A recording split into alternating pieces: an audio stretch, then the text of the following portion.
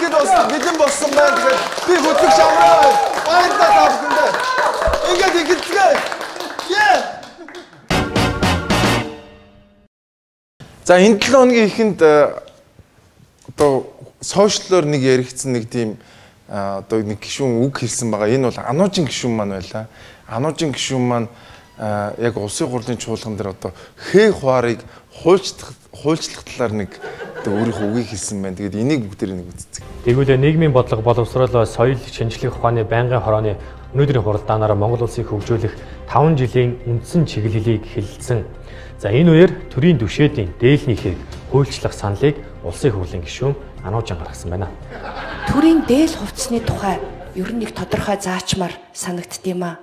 Төрч ёс, төрийн ёслол ер нь өндөр Япон улсад чинь энэ төрийн хүмүүсийн өмсөх хувцсанд энэ хувцсанд нь тусах хээ хүртэл тодорхой болсон байдгийм аа. Ядаж энэ төрийн хүнийхээ энэ хувцс хунар идэл дээр байх энэ бэлэглүүдээ ер нь ингээ маш тодорхой заагаарай. Вау, энэ чинь бүхэл бүтэн 5 жилийн хөгжлийн төлөвлөгөө ярьж байгаа зүгээр дээл хувцсны хээний талаар ярьж байгаа юм тий. Тэгээ би бол зүгээр хараад байна л да. Яг ингээд манай яг Ануужийн гишүүнд яг өөрийнх нь сэдв ерөөсөөр орж ирэхгүй байна. Яг ингээд нэг тий уг нь нэг хол зөв ололтын талаар ч юм уу тий. Диет мэд барих талаар, мацаг засаг барих талаар хуулийн төсөлд ороод ирвэл айгүй гоо ярмаар байгаа байхгүй. Тэгсэн чи ерөөсөө тийм сэдв орж ирэхгүй. Тэгээд бүр үнэхээр арга ядаад сүултээ бүр ингээд нэг дээл хувцсны хээний талаар тий хуульчлуулах тухай одоо орж иж байна. Би бол зүгээр ингэж бодоод байхгүй. Ингээд бодоо сууж идэх бах тий. За одоо юу ярьд юм лээ? Уг нь нэг үг хэлчмээр байдаг тий. Тэгээд одоо болохгүй байгаад за яг энэ өгүүлбэрийг авч байгаа л гээл тий. За энийг хээний талаар оруулчих та гэж бодоод. Сайн нөгөө наадмаар чинь нөгөө манай ерөнхийлөгч нэг луутай бүс үсэлцээс бөө юм болсон ш. Тэр шууд толгойд орсон. Хүүш нэрэ Батбулаг ахын бүс.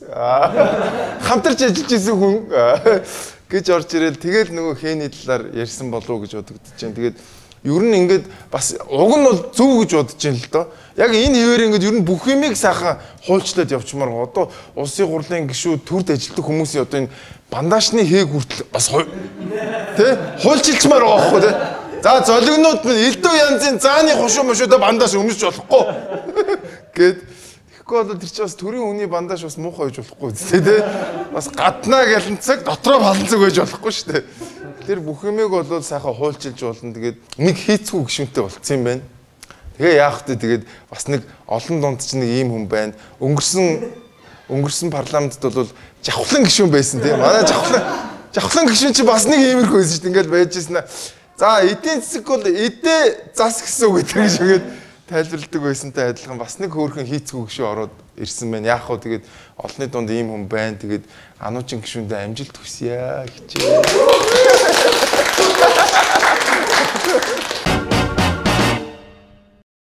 Энэ жил бол маш олон царайлаг хүмүүсүүд сайд болон улсын хурлын гишүүн болсон. Тэгэд хүмүүс бол энэ жил бол бас сайхан нүд хужирлаа сайхан байгаа гэж ярьж байгаа. Тэгээд бас Монгол ирчүүд маань бас нэгэн вебсайтн дээр дэлхийд одоо царайлагаар 4-т орсон байлээ. Тэгээд Монгол ирчүүд бол их баяртай байгаа. Тэр царайлаг ирчүүдийн төлөөлөл болсон одоо манай эрүүл мэндийн сайд маань өнгөрсөн хагас цэнд одоо орон нутагт айлчлалыг явьжсэн ч одоо улаан хевс мэвтвцээд нөгөө нэг царайлаг хүний чинь мэдээж тэр олон хүүхнүүд чинь бол маш сайхнаар хүлээж авсан байгаа. А гэтэл сошиал дээр одоо маш их шүүмжлэл дагуулсан одоо залуу хүн байж ингээд нөгөө хуучны социализмын үеих шиг байна мэн эдэр гээд. Тэгэд энэ талаар одоо заргийн өнрөө маань тодруулга авсан байгаа. Тэгээд энэ тодруулгыг бүгдээр үзцгээе. За шүүмжлэлийг бол хүлээж авч байгаа. Гэхдээ би өөрөө ууланд их энгийн хүн л дээ. Тэгээд яг тухайн үед одоо би тэр улаан дэвссэн хүмүүс ингээд зогсоод байж байгаа гэдэг юм ойлголт надад байгаагүй. Одоо очиод тэгээд ялчгүй тийм байдал байсан учраас одоо би одоо тэр хевсээ хомж ав гэж хэлдэг юм шүү дээ тийм ээ. Тэгэл одоо явсан зүйл учраас энэ дээр нэг юм буруу ойлголт гарсан. Ер нь хойш туугаас тийм асуудал байхчгүй. Гэхдээ бас анхааруулж хэлжмээр юм байна л гэж ойлгож байна да. Яг шоконд орсон байгаа л да өөрхөнд. Яг ингээ буугаад ирсэн чинь ингээ бөөнөрөө жагсцсан. Тэгээ улаан хевснээс дэвсэн болвол яахаа мэдэхгүй. Гэхдээ энэ улаан хевсээ хураа гэд хэлгээд ч бас хэцүү. Тэгээд яг нэг тийм гоё. Гэхдээ бас нэг хүн чинь бас нэг тийм эрх мэдэл мэдрэнэ гэж юм биш те. Нэг бас гоё санагдсан. Үгүй яах вэ энэ чинь. Бид нар бас дэлхийн 4-т орчоод байна. Яагаад болохгүй гэж. Тэ? Тэгээд тэр нэг гоё улаан явсан дээр алхаад сайхан явсан баг. Тэгээд баг тэр эмчнэр нь баг босоод бүгдээр ингэсэн юм биш үү те. Царайлаг залуу явж байна да. Гэтэ нэрэл тийм шүү дээ тий. Ингээд хүмүүс гоё сэтгэлээ гаргаад ингээд юм зассан байгаад наатаа хураа мураа гэх юм бол нөгөө хүүхнүүд чи хоорондоо бүр амар ярина шүү дээ. Царайлаг залуучууд бүгд ийм их цантай байдаг. Бүгдээ дараа нь ярина шүү дээ. Их цантай сайдтай болсон байна. Тэгээ яг дараа чи удаа бол анхааруулахар болж байгаа шүү. Гэтэ нэг манай монголчуудын нэг тийм дарга гэхлээр нэг тийм ингээд долоох өстой гэдэг нэг тийм сэтгэлээ баг шүү. Нэг дээр үеийн кинонд дэр гардаг шүү дээ. Шинэ юу гэдэг лээ шинэ палаж юу гэдэг лээ шинэ халаатаа өмсөөрөө ширээний бүтээлгээ тавиараа дарга ирлээ гэдэг нэг орилдог штэ. Яг тэр процесс одоо бол яваад байгаа байхгүй тий.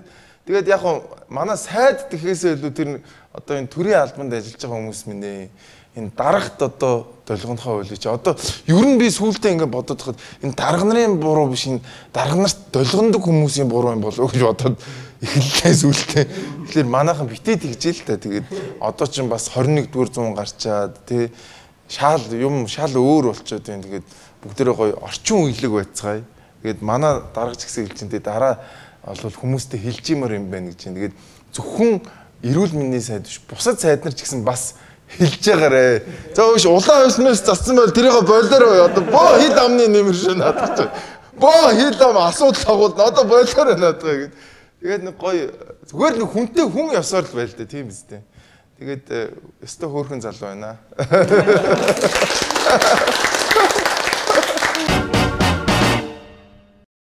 За энэ 7 хоногт одоо улсын хурлын чуулганыг одоо биднэрт дамжуулдаг сэтгүүлчид маань нэгэн одоо тэмцлийг хийсэн байна. Тэгээд та бүхэн тэр тэмцлийг харсан бол ингээ бүгдээр микрофоноо ингээ нөгөө нэг улсын хурал гэсэн том бэкграунд байдаг шүү дээ. Тэрний урд ингээ тавиад ингээ сэтгүүлчд маань одоо эсэргүүцлээ илэрхийлсэ. За би бас өмнө нь 2 сарын өмнө яг энэ талаар бас нэг яг энэ нэвтрүүлгээр ярьж ирсэн. За тэгээд энэтэй холбоотой мэдээллийг бүгд үзцгээе. Нөхцөл байдал хүнд одоо урьдчилан сэргийлэх одоо шаардлага байгааг бол ойлгож байгаа. За хэвлэлийн бид бол үүнд бол маш хөлцөнгөө хандаж хагасжил шахуу за улсын хурал засгийн газраас гаргасан энэ одоо хязгаарлалтыг мөрдөж ирсэн өнгөрсөн хугацаанд сэтгүүлчдээс ямар ч одоо зөрчлийг бол ордонд гаргаагүй яг энэ хэсэгт л ингээд байлгаад ирсэн. За сүүлдээ одоо бид нар бол ингээд нэг зүгээр хүлээдэг ярьслага өгөх дуртай хүнийг нь л яриулдаг. Орой бүх одоо телевизийн мэдээгээр ижилхэн мэдээ явдаг. Ямар ч тийм олон талын их сурвалж олон өнцөг гэдэг энэ одоо сэтгүүл зүйн чөлөөтэй ажиллах энэ одоо зарчмыг бол биелүүлж чадахгүй ирсэн. Ер нь бол төрийн ордондох одоо хэвлийн эрх чөлөө бол хашигдмал, боогдмал байдалтай. Би тэрий чинь тухайн үед нөгөө мэдээ бэлдээл болцсон болов гэсэн чи тэр чи одоо бол үргэлжилсээр байсан юм биш тий. Тэгэд энэ улсын хурлын гишүүд чи өөрсдөө бүр хоорондоо бараг ингээд тий юу болоод байгаа юм бэ тий. Тэрвэрлэж мөрдөө бүр яг улсын хурлын чуулга эхлэхээс хойш л маск зүүдэг хүмүүс байхгүйс хоорондоо хэрэлдсэн, уралдсан нөгөө микрофоны чинь байс гэдэг ингээд хоорондоо сольсон ингэж мингсэн тий. Тэгсэн чинь нөгөө мө өөргөө сэтгүүлчтэйгээ нэг газар ингээ нөгөө хоттой хон шиг хашаад ийсэн юм байна. Тэгээд энийг одоо манай сэтгүүлчт маань эсэргүүцээ тэмцсэн байна. За тэгээд энэ тэмцэлд оролцсон хүмүүсийн нэг бол заргийн өнрөөгөөс бид нэр тодруулга авсан байгаа. Тэгээд бүгдээрээ өнрөөтэй уулзцаая.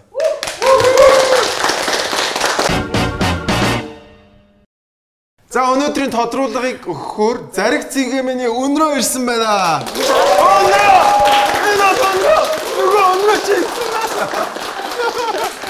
Яа, өнрөө бас гал гарсан сурвалжлууд идэг шүү те. Нэг хүнийг бүр дээр бүр дагаад гүүгээд исэн те бүр.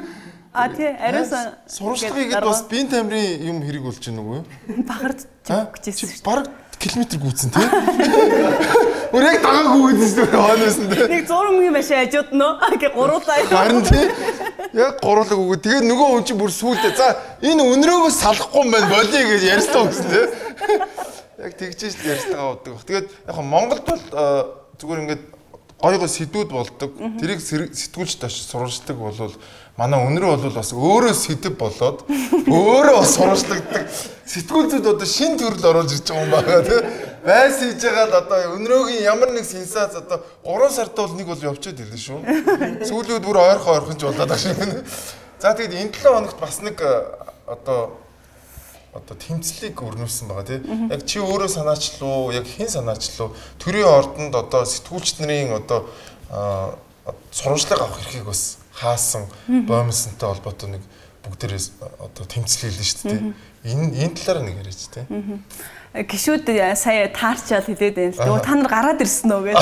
Тэгсэн шүү дээ бид нар жагардчаад гараад ирсэн шүү дээ. Тэмцэж байгаад гарч ирсэн. Ер нь бол нөгөө ковид гэдэг маш актер юм өвчин дэлхийн нийтийг төвшөөсөн өвчин байгаа дээ. Тэгэхээр энэ нөхцөлд бол бид нэр сэтгүүлч байна уу, улсын хурлын гишүүн байна уу, сайд байна уу, хэн байна уу тэр одоо журмыг дагаж ажиллах ёстой. Тэгээ 8 сар маш чимээгүй дагаж ирсэн. За сүүлдээ энэ маань сүүлдээ утгаа алдаад ордонд ерөөсө масктай явж байгаа ч гişүүн байхгүй. Тэгээ бид нэг давхарт нь байгаад хахаар нэг давхарт нь корона халтахгүй тий. Хоёр давхарт нь гарахаар бид нар халтаах гэдэг юм гээд сүүлдээ нөгөө журмын маань утга агуулга нь эргээд нөгөө хөвлийнхаа эрх чөлөө боомсон. Зүгээр л одоо ингээл бид нар ингээ сууж идэг. Өдөржингөө ингээд суучдаг. Ингээл хараал хамгаалах шээлэгдэггүй гэдээсэн үү? Тэгээ би цахта хамгаалагчтай явна шүү дээ. Тэгээд ер нь бол сүүлдээ тий. Тэгээ сүүлдээ бүгдөө ер нь бол энэ одоо болохгүй байна. Эн чинь өөрөө сэтгүүлч өнөр цэцэг би энд суугаадах нь нэг асуудал нь бол гол биш. Иргэд биднэр дамжуулж мэдээлэл аав тий. Мэдээлэл авах эрх нь одоо төрийн ордонд зөрчигдөд байна гэд парламентын 50 орчим сэтгүүлчид нэгдээд гарын үсэг зураад улсын хурлын дарга улсын хурлын тамгын газрын хэвлэл мэдээлэл олон нийтэд харьцах хэлтс засгийн газрын олон нийтэд харьцах хэлтсийн дарга нарт шаардлага өгөөд ганцаа бүлтгнүүлээ ганцаа өргөө ээрч би ч ганцаараа шийдэг асуудал ирэлтэй тэр микрофонуудыг тавьдаг нь ямар учиртай микрофон тавиад камер тавьдаг нь яг ямар утга санаа агуулсан тэр янз янзын нөгөө эсэргүүцэл тэмцлүүд маань янз янзын хэлбэртэй байдаг тэд нь бол бас ингээд янз янзын тодорхой зорилготой агуулгатай байдаг. За бидний хувьд бол ер нь бол ингээд хөвлийн эрх чөлөө тий иргэн таны мэд хэрэг тань бол ерөөсөө тэр шалан дээр энэ төрийн орны төвшөнд бол яг энэ шалан дээр байна шүү гэдэг энэ санааг л илэрхийлэх гээд барьж явж байдаг. Микрофоноо ингээд газар тавиад ажлын үндэхээ зүүж явдаг. Ажлын үндэхээ газар тавиад камеруудаа бас газар тавьсан тий. Тэгж эсэргүүцлээ илэрхийлсэн. За энэ маань бол нэг тийм акц ч юм уу тий ямар нэгэн байдлаар ингээд сэтгүүлчид нэг өөрснийгөө төлөө хийгээд байгаа ч юм уу тийм зүйл биш. Иргэд л ерөөсөө мэдэх хэрэгтэй тийм ээ. Мэдээлэлтэй байх хэрэгтэй. За мэдээлэлтэй иргэн гэдэг маань хүчтэй, хариуцлагатай нийгэм энэ нэг хяналттай болно тий гол нь. Тэр үднээс одоо дуу хоолойгоо илэрхийлсэн. Би бол анх нөгөө өнрөөг яг энэ асуудлыг хизээ хөндөж гаргасан бэ гэхээр яг энэ нөгөө дөнгөж улсын хурл бүрлдээд нэг хамгийн ихний чуулган болсон шүү дээ. Яг тэрэн дээр чи нэг ингээд за ийшээ ингээд явуулдаггүй ингээд тэгээ би яг энэ шоугоор оруулж исэн бохоггүй. Тэгээд яагаад өнөөдөр үрсэн бэ гэхээр ерөнхийдөө бас энэ асуудлыг эхнээс нь хөндөд яваад исэн юм. Ээн твгийн нэг залуу байгаад тах шүү гоо тий. Ийглийнхэн бас яваад исэн шүү дээ тий. Энэ бүх сэтгүүлчид ордоо орж байгаа бүх сэтгүүлчид. Хамгийн гол нь зүгээр надад ингэж бодогдод байгаа байхгүй. Ингээд нэг газар байгаад тахлаар чи ингээд угаасаа бэлтчихэд ингээд баг тавилттай жүжиг мэтэр одоо мэдээлэл өгчөж байгаа байхгүй. А гэтэл нөгөө өнрөөгийн уг нь яг авдаг юм яг гинт булангийн цаанаас гарч ирсэн ээ. Тэ? Яг цочдог зарим тэгснэ буцаад гүүж мөөж чад тэ. Өнрөө гараад ирлээ гэснэ. Бүр нямд орж байгаа тэ би чамд ярилцлага өгөхгүй чи надад таалагдахгүй байж гэлээ те өөр тэгэж уйлсан шүү дээ. Бүрөө нэмд орж байгаас болоо доо. Окей тэр нөгөө эмэгтэй гişэ уйлсан. Бүрөө. Өөрөө гараад ирлээ шүү дээ. Өөрөө цаашаа хөлтэй гэдэг. Ер нь яг үгүй нэг талдаа олон нийтийн зүгээс шүүмжил байдаг. Мэдээж надад алдаа байгаа тийм үү. Бас оноо байгаа. Ажил хийж байгаа учраас алдаж оноо. Ер нь өмнө нь одоо иргэд олон нийт одоо санах юм бол нэг дарга аягүй цэмцгэр нэг дарга гарч ирээл те. Ингээл тайлбар хийдэг те. Эсвэл сонин дээр ингээл нэг амар лаг асуулттай, лаг хариулттай. Ингээ өөрөө ингээ шивцэн сайхан ингээд тэгээд сонин дээр гаргадаг.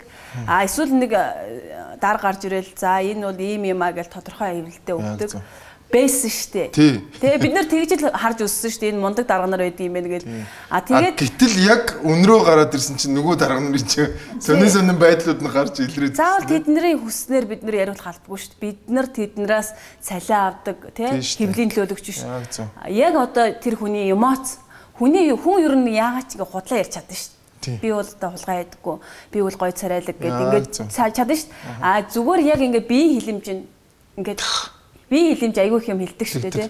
Тэр зүйлийг л олон нийтэд ойлгуулах гээд ялангуяа өнгөрсөн парламентаар жидүү авсан гişүүд яалаа. Яг зөв, тий. Их эвгүй байсан шүү дээ. Яг нэг гэхдээ яг худлаа ярьж байгаа ингээд нэг ам нь ингээд ангалцаад идэг да. Тий. Авсан л та гэхдээ тэр чин зүгээр хууль ясаар навсан эдэр гэж байна тий. Мэдээлэлтэй эргээ авдгийг гэж үсгсэн шүү дээ. Тэгээд би бол өнрөөг бол маш их хүндэлтэй байгаа. Ягаад тэгэхээр нөгөө маш зоригтой гол нь. Нөгөө хүмүүс чинь ингээл айдгийн биш ингээл дарга нарын шүүмжлэлээ гээл хаадаг, явцдаг, хягдаг, цагдаагаас дуудаг, янз бүр болдог тий. Тэгээд энэ нөгөө дарга нартай халалцсан, дарга нартай үзэлцэн үз чинь маш их зориг шаарддаг юм л. Тэгээд тэр зоригоо яг хаанаас олж аваад тэр багын ер нь нэг юм жоохон ийм байсан нөгөө алдцаад алдчихжээ. Уг нь бол би нөгөө чи зоригтой шүү гэдээ харин надад жоохон онцгой санагдаад байдгийг. Энд чинь зориг биш байхгүй юу? Энд чинь ерөөсөө сэтгүүлчийн үндсэн их ажил. Манайхан яг уу ер нь бол нийгмээрээ нэг гайгүй сэхэтнүүд нь айгүй тийм дундаж одоо нормал гэдэг юм уу те нэг одоо юу гэдэг юм бэ нэг аль алинд нь таал алддаггүй. За би одоо амраагийн булхайг би мэдчихэж байгаа ш нэг гişүн чи нэг гişүн те. За амраа тэгчлээдээ гэж мэдчихэж байгаа мөртлөө дуугардаггүй. Амиа утсан. За миний хувьд бол зүгээр л сэтгүүлч гэдэг одоо мэрэгжлийг зүгээр л ажиллаа л хийж байгаа юм. Би зоригтой юм би зүгээр л ажиллаа хийж байгаа. Бид нар яах юм нэг энэ нийгэмд чинь нэг л амьдрын штэ тийм үү. Тэгээд нэг л амьдрахтаа сэтгүүлч гэдэг мэрэгжлийг ингээд сонгоол эндээ дурлал явж штэ. Тийм учраас бас ингээд нэг мөртөөч гэдэг юм уу эсвэл өөрийнхөө хэмжээнд чадлаараа тийм сэтгүүлч гэдэг хүн чинь юм байх хэвээр. Миний хийж байгаа ажлаар ингээд араас үр хөвгдүүд маань араас гарч иж байгаа сэтгүүлч нар дүүнер маань тийм ингээ яваадах юм бол болдгийн сэтгүүлч угаасаа юм байдгийг. Тэрнээс үл одоо юу гэдэг юм би одоо ингээ амиа бодох юм бол нэг их хурлын гишүү ихчтэй очиад те анаа ихчээ би таны хэвлэлийг чинь хариуцаад те тэдний хэлэлцээр те цацаад өгье сөрөг юм гаргахгүй нэг даргалаар очиод та хэвээр гоё штэ даргаа тэр чи хэвээр зүү штэ гэд би амиа бодох юм. Би бол 7 чадхал байсан. Гэхдээ 7-оогүй л гэдэг шүү дээ. Чи 7-оогүй байхын сэтгүүлчийн үндсэн үр. Вау, nice. Тэгээд энэ 7 хоногийн ямар ч үсэн тэмцэл үр дүнд хүрсэн байна те. Тэгээд бүгдээрээ өнөөдөө баярлалаа. Тэгээд бидний тийш тайлбар өгсөн маш их баярлалаа. Тэгээд цаашаа сэтгүүлчийн ажлыг улам хүчтэй, улам зоригтойгээрээ баярлалаа.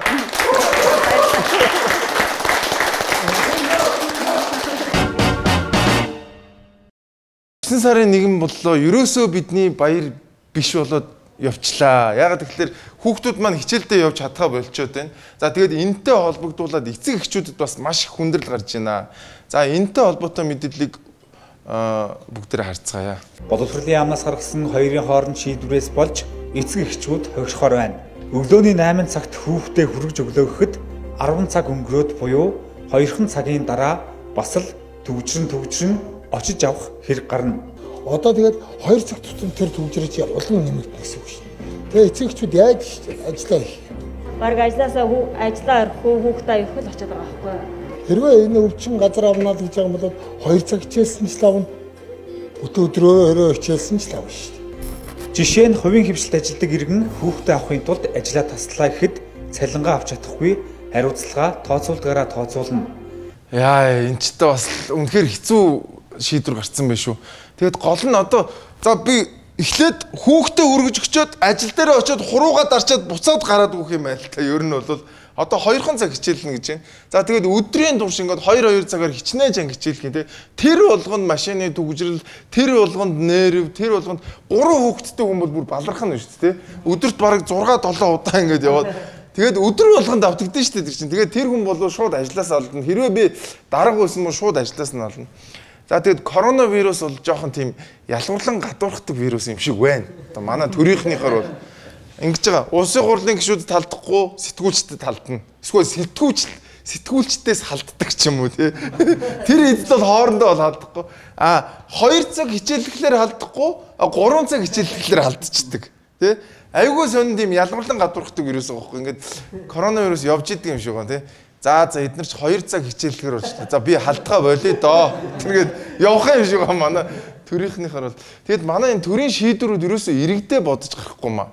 Одоо зөвхөн төрийнх ингээд нэг хэдхэн хүмүүс амьдардаг үе чинь бүхэл бүтэн улсаараа бид нар амьдарч байгаа. За дээрэс нь зөвхөн энэ хотод жишээлбэл тодорхой хязгаарлалтуудыг явуулаад орон нутагт одоо хаслагдсан сумуудад бол энэ хязгаарлалтыг явуулах ямар ч шаардлага байхгүй. Яг гэвэл тэнцээч хүн амын нэгтрэл багтай, коронавирус авах магадлал нь бага. Гэтэл энэ одоо шийдвэрүүд дандаа нэг юм одоо хавтгаарсан шинжтэйгээр ийм шийдвэрүүд гарч байна. Тэгээд энэ улсын онцгой комиссийнхоо хүмүүсээ бодооч. За яг коронавирусээс одоо хамгаалах нь зөв. Гэхдээ энэ ч хүмүүсийн амьдрал явж байна. Бид нар амьдрах гээд байна тий. Ер нь коронавирусаас яагаад сэргийлээд байгаа? Бид нар одоо хэвийн амьдралаар амьдрах гал энэ коронавирусаас сэргийлээд байгаа болов уу гэж бодод байгаа. Тэгэхээр энэ коронавирус аваагүй мөртлөө бүх зүйлийг хэвийн биш болгоод бүх хүмүүсийг ажиллах, амьдрах энэ болцоогоор нь хангахгүй ингэж хааж хориод байгаагаа болооч гэж хэлмээр байна. Тэгээ хүүхдүүдэд сургуульд явуулмаар шүү дээ тийм үстэй.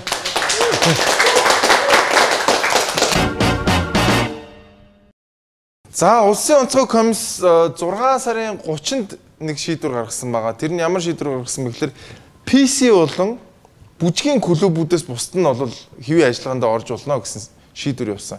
За тэгээд одоо бол PC тоглоомны бизнес эрхэлдэг хүмүүс ажил нь эхлэегүй байна. За тэгээд энэтэй холбоотой мэдээлэл үзсэн. Энэ кино театр бол бусад entertainment төвүүд, бильярд, за pub, lounge, бусад ивент арга хэмжээг нээчихсэн хэвийн үйл ажиллагаатай яваад байгаа. Тэгсэн хэрнээ энэ видео тоглоомын төвүүдийг л нээхгүй байгаа нь одоо яагаад гэдэг асуултыг бас дагуулж байгаа маа. Яагаад энэ зөвхөн видео тоглоомын төвүүдийг нээхгүй байгаа юм бэ? Кино театрт одоо ороод кино үзэх, видео тоглоомын төвд очоод видео тоглоом тоглох хоёр одоо юугаараа ялгаатай вэ? Маш том ялгаатай. Ягаад гэвэл коронавирус зөвхөн PC болон бүжгэлж байгаа хүмүүст халддаг гэдэг. Дахиад нөгөө коронавирус ч яг тэгээд байгаа байхгүй тий. За яг хөө бус газар нь яг энэ PC-ийнхэн л алдчихмаар байна. Тэрийг бол манайхан мэдээд байгаа байхгүй. Яг ингээд PC-ийнхэн алдах гэдэг. Тэгэд энэ бол яг үүндээ зүгээр л ямар ажил хөдөлмөр эрхэлж байгаа, ямар бизнес эрхэлж байгаагаар нь ялгуурлан гадуурхаж байгаа үзэгдэл. Энийний цаана ямар ч тийм үндэслэлтэй тайлбар бол байхгүй байгаа. Зүгээр л хаана, зүгээр л PC бар хоёр бүжгийн клуб хоёрыг хаана гэж байгаа. Хүмүүс хаасаг одоо жишээлбэл сонгуульд дуусангуудаа одоо бүгдээрээ том шоунууд хийгээл, бүжиглүүлээл, танцлуулаад те шөнө 2-3 хүртэл шоудсан байгаа. Тэгээд PC бол бүр одоо яриад хэрэггүй бах те. PC-н дээр бол үнэхээр одоо 2 сандалны зай тавиа суухад бол юун бар, юун клуб те, юун тэр сонгуулийн сурчлагын аян байгаа. Тэгэхээр энэ бол зүгээр хүмүүсийг зүгээр PC ажилуулдаг учраас энэ хүмүүсийн бизнесээр нь ялгарлан гадуурхаж байгаа юм үзэгдэл байгаа. За дээрэс нь энэ бүжгийн клубүүд ажиллах байгаа. Одоо диско клубүүд гэж ойлгож болно тийм. Энэ клубүүд ажиллахгүй. Энэ хоёр зөвхөн энэ хоёрыг л ажилуулахгүй. Яагаад ажилуулахгүй байгаа нь маш тодорхойгүй. Яагаад гэдэг нь ерөөсөө тодорхой биш. Ямар ч үнэлэлтэй тайлбар байхгүй. Ядаж коронавирус PC болон бүжгэлж байгаа хүмүүст халддаг юм а гэсэн ч тайлбар байхгүй. Зүгээр юу вэ гэхэлэр олон нийтэд таалагдах гэж байгаа. Арх уугаад байна, хүүхдүүд PC-дэд байна. Гэтэл нөгөө яг үнэндээ хүүхдүүд нь бол PC-дэгэ болцсон бүгдээрээ гэртээ өөрсдөө уцаа үзээ сууж байгаа. Яг PC-нд хэн ордог гэхэлэр дандаа насанд хүрэгчд ордог. За тэгээд нэг ийм байдалтай улсын онцгой комисс маань хүмүүсийг ажил хөдөлмөрөөр нь ялгуурлан гадуурхсан байдалтай иймэрхүү байдалтайгаар ажиллаа одоо үргэлжлүүлж байна. Энийгээ болооч. Хүмүүс ажиллаа хэмээр байна. Хүмүүс амьдрмаар байна. Энэ хүмүүс эхнээсээ банкны өрөндөө баригдаад дампуураад энэ болгоны цаана хүмүүсийн амьдрал байгаа гэдгийг ерөөсөө тэд нар ойлгохгүй байна. Энэ хүмүүсийг бизнесийн эрхлүүлэх боломж олгооч. Миний өгчөөд одоо болоо. За манай улсын онцгой комисс маань гадаадд байгаа иргэдээ бол багаар авсаар байгаа. Нэг сардаа 3000, 4000 те 1100 гэдэг ингээд авсаар байгаа. За тэгээд энэ 7 хоногт бас нэг шийдвэр гаргасан байна. Гадаадд байгаа гадаадуудыгаа татаж авах тийм шийдвэр гаргасан байна. Энэ талаарх мэдээллийг бүгд үзцгээе. Гадаадын 400 иргэн Монгол улсад ирэх хүсэлтэд гаргажээ. Энэ дагуу маргааш Сөүл хот руу захиалах нислэг үйлдэж зөвхөн гадаадын иргэдийг авах юм байна. Монголд ирэх хүсэлтэй гадаадын иргэдийн тоо 400 гаруй болцоод байгаа. Тэгэхээр энэ асуудлыг бид тусгай үүргийн нислэгээр Монгол зорчигчтой хамт авчрах байдлаар шийдвэрлэхэд бол маш хүндрэлтэй байгаа. Ялангуяа гадаадын аж ахуй нэгжүүдийн удирдлагууд цалингаа тавихгүй байх, энд байгаа Монгол ажилтнууд нь цалингаа авч чадахгүй байх. За гадаадын багш нар хичээл сургуулаа эхлүүлж чадахгүй байх маш олон хүндрэлтэй нөхцлүүд байгаа. Маргааш бүгдээр Солонгос улсын Сөүл хот руу тусгай үүргийн нислэг үйлдэж зөвхөн гадаадын иргэдийг авчрах шийдвэр гарсан. Юу гэсэн үг юм бэ энэ ч одоо 10 хэдэн мянгаараа гадаадд 6-7 сар гартцсан хүмүүсийг авчраагүй бэжиж зүгээр л хитгэн гадаад хүмүүс захирлууд байгаа гэж энэ элчингийнхэн байгаа гэж энэ те VIP онгоцоор ирэх нь шүү дээ манайхаа. Монголчуудтай холилдуулахгүй гинэ. Яа тэгвэл тэр хүмүүс чи тусгай хүмүүс. Гэхдээ эн чинь хүн л бол хүн бидтэй. Монголчуудад нөгөө 5 шалгуур тавиад байгаа шүү дээ. Чи өвчтэй байх хэвээр, хөгшин байх хэвээр, хүүхэд байх хэвээр юу хийж лээ те. Тэр шалгуур бол гадныханд хамаагүй гинэ. Тэгээ бөөнөрөө хүрээд ирэх юм байна. Тэгэд эн чинь одоо уг нь онлайн хөгжсөн. Цалингаа тавьж чадахгүй нэгний. Одоо онлайнаар энэ Монголд одоо санхүү манхүүг нь хариуцсан байдгүй. Одоо бүх ажлаа хийдэг тийм гадаад захирал юм шиг үнэ. Санхүүгээ ч өөрөө хийдэг, хүний нөөцөө ч хийдэг те. Бүх юм хийдэг гадаад захирал. Дээрээс нь интернет байхгүй. Заавал Монголд ирж биеэрээ суужиж цалин малингаа гэж тоолж өгдөг юм шиг гэж байгаа те. Яг 2 3. За би ирсэн учраас цалингаа аваад тэргээд нэг ийм сонир логик зөрчилтэй юмнууд ингээд яваад байгаа юм. Гадаадд байгаа монголчуудаа ялгаа авахгүй энэ хүмүүс шиг авчрал та 6 сараас хүсэл тавьсан гэж байна. Зарим монгол иргэд бүр аль 1 сараас 2 сараас 3 сараас тавиад одоо бол ирээгүй монголчууд зөндөө байгаа. Яагаад монголчуудын татвараар ажилдаг төр одоо Монгол улсад татвар төлдөг гадаадуудыг монгол иргэдээсээ илүү үзээд байгааг ерөөсөө ойлгохгүй байна. Тэгээд улсын онцгой комиссийн маань одоо шийдвэрүүд улмал логикгүй, улмал нэг ийм зөрчилтэй, улмал ийм монголчуудынхаа эсрэг болоод байгаа юм. Тэгээд гайхаад байна. Тэгээд монгол хүмүүс гадаад хүмүүсээс арай илүү төр зэсэгтэй үзэгддэг байгаасай л гэж бодож байна да. Баярлалаа.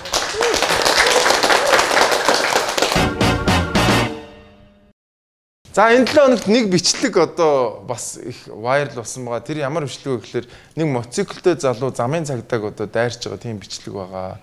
За тэрийг бүгд үзцгээе. Тээврийн цагдаагийн алба хаагч зам дээр албан үүргээ гүйцэтгэж байхад нь Марк улсын дугааргүй мотоциклийн жолооч цагдаагийн алба хаагчийг мөргөөд хэрхэн газрыг орхин цугтаажээ. Тодорхойлбол эргэн гарцаар гарч явхад ойртой ирж байгаа тээврийн хэрэгслийг хурдаас харуулах дохио өгсөн ч үл хайхарч улмаар цагдаагийн алба хаагчийг мөргөн хүндгэртэйгээд байгаа юм а. Жолоочид гарц руу ойртохдоо хурдаас харуулж явган зорчигчид зам тавьж өгөх үүрэгтэй осол болсон хүүхдийн ордны баруун талын гарцны хувьд гэрлэн тохиогүй учраас замын хөдөлгөөний дүрмээрээ явган зорчигч давуу эрэхтэй оролцох юм. Тээврийн цагдаагийн албанаас 6 дугаар сарын 15-наас эхэлж зохион байгуулж байгаа гарцаар гарцгай аяны хүрээнд тухайн тээврийн цагдаагийн алба хаагч өглөө орой ажил тарах цагт тухайн гарцанд хяналт тавин ажиллаж байжээ. Яа, саястай амар унжин тий. Тэгэд энэ цагдаа маань хөлөө хугалсан байгаа. Хөлийн хуг дайрсан байна гэсэн үг. Тэгээд бас үнэн бүдүүн зүрхтэй гар юм а тий. Бүхэл бүтэн цагдаа байгаад хажуугаар нь очиод бүр ингээд хөл мөлийн хуг дайраа. Тэгээд харин энэ залуу баригдсан байлаа. Энэ Дорнод аймгийн хараатай ийм залуу одоо мотоцикл барьцсан явж байгаад цагдаа мөргсөн байна. Тэгээд ерөнхийдөө за яг хөө энэ залуугийн одоо кейс бол ингээд өнгөрч байгаа. Гол нь манай жолооч нар яагаад явган зорчигч нарт зам тавьж өгдөг юм бэ? Би одоо ерөнхийдөө маш их явган алхдаг л да. Ягаад гэвэл одоо энэ замын түгжрэл маш их байна. Тэгэд энэ түгжрэл дундуур одоо ингээд явган явсан нь бол энэ түгжрлээс одоо гарах цорын ганц арга байгаа. Тэгээ явган явж байгаад машинууд ерөөсөө цагаан гарцсан дээр ерөөсөө зам тавьж өгдөг. Бүр зарим нь бүр загиндгий шít бүр ингээд яг ингээд зам гарах гээд ингээд айгүй айцтай тий ингээд наашаа цаашаа гүгээд тэгээд явж байгаад юу гэж загиндг гэхээр дууны нөхөөс минь чи зайлаач гэж өргөдөг. Юу гэсэн үг юм бэ энэ ч одоо би цагаан гарцаар гарч шít тий. Тэгээ манай жолооч нар жоохон соёлтой болмоор байна. цагаан шугамаар хүн гарч байгаа бол гаргаж бай. Энд чи өөрөө дүрмэнд заасан байгаа. Хэрвээ явган зорчигчд зам тавьж өгөхгүй бол та 20,000 төгрөгөөр торгуулнаа. Тэгэхээр бүгдээрээ битээ ийм орк байгаа чи. Бүгдээрээ явган зорчигчныгоо цагаан шугамаар гаргаж байгаа ч гэж хэлье. За За өнөөдөр бидэнтэй хамт Jacobs кофе байгаа. Тэгээд энэ кофений хамт олон бидэнтэй хамт байгаа учраас та бүхнийг энэ нэвтрүүлгийг үзэх төр боломж бололцоо. Энэ камерамен энэ бүх зүйлүүдийн одоо санхүүжилт гарч ирж байгаа юм шүү. Тэгээд та кафеинд дуртай бол та кофе уугаад сэрэх дуртай бол та Jacobs-ыг сонгорой гэж хэлмээр байна. Баярлалаа.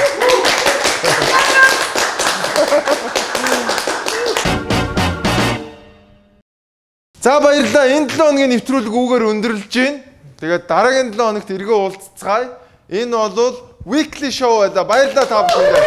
Дараагийн 7 хоногт уулзцгаая. Subscribe